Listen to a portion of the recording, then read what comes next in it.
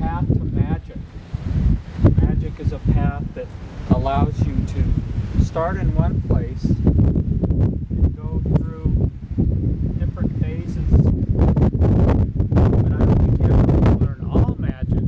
But I remember the first time I was exposed to magic, my grandfather was a magician, but he was also a gambler.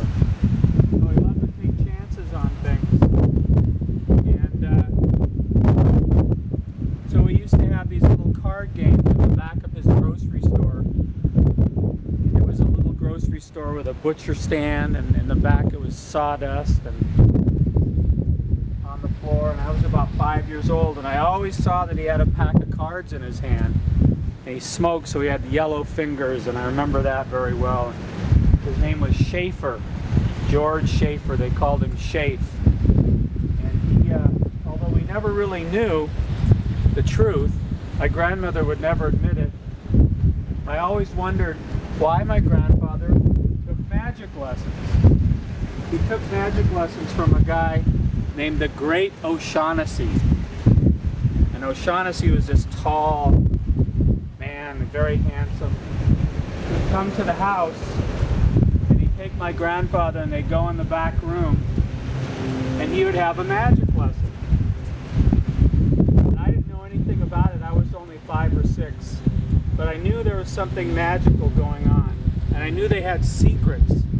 And the secret, which I never found out, was, did my grandfather learn how to deal seconds off the bottom of the deck because he wanted to be able to catch somebody if he was being cheated in a card game? Or did he learn magic so that he could cheat somebody in a card game?